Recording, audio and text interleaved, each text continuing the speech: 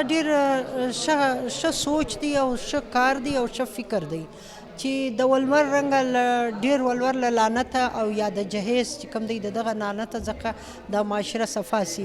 نن موږ ولیدل چې دغه ځوانانو ته یوه صدرۍ یوه ګړۍ او یوه ټوپۍ ور پر سر سوه، یو هار ور په غاړه سو او په مسنون طریقه سره د دوی نکاح وسي. تر دې ښه عمل نور نشته. دا اسلامي طریقه ده او جایزه طریقه ده. دا نور چې کوم موږ پر دوی باندې بوج ایښی دی چې ته به دونه کالي کوې، دونې جوړې به کوې، دونې زیور به کوې، دونې لوښي به کوې، یا به دا شیان ناوکۍ ته په کور کې ورکوې لکه فریج ټي وي. دا هغه به اوله سره د ده په کور کې دا شیان وي، خو موږ پر دوی باندې وایو چې یا دا شیان دې نه وسي. هغه زموږ خپل زه ګردو ښځو ته دا پیغام ورکوم، د سړیو علاوه زه ښځو ته پیغام ورکوم چې ته دا اسراف مه کوئ.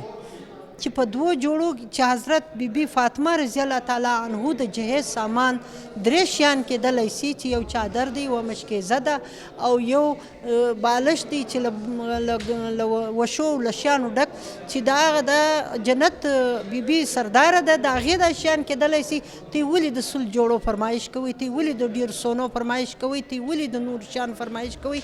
چې هغه سړي ولور خو د دې دپاره نه و په ریسورس وایي چې ته د دې دادونه ډېر مطالبې ورپوره کوي. ولور د دې دپاره و چې هغه د ژوند د بنیادي ضرورت یو څو سامان چې دی هغه ورپوره کړي، او هغه هلک چې کوم بېروزګاره وي او هغه چې ته کوزده وسي، نو دوی دا احساس ورکوي چې ته ولاړ سه او محنت مزدوري وکړه، یو څه کار وکړه، د خپل ولور وګټه.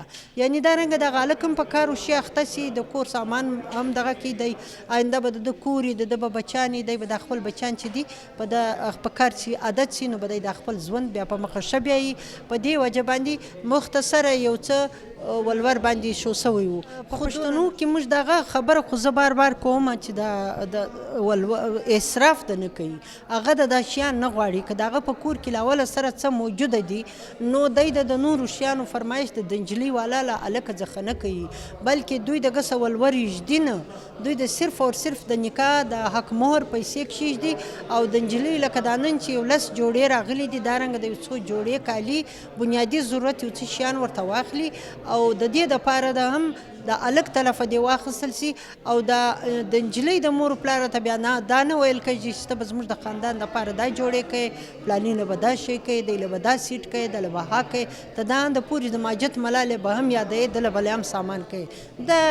دا ناجایزه ده.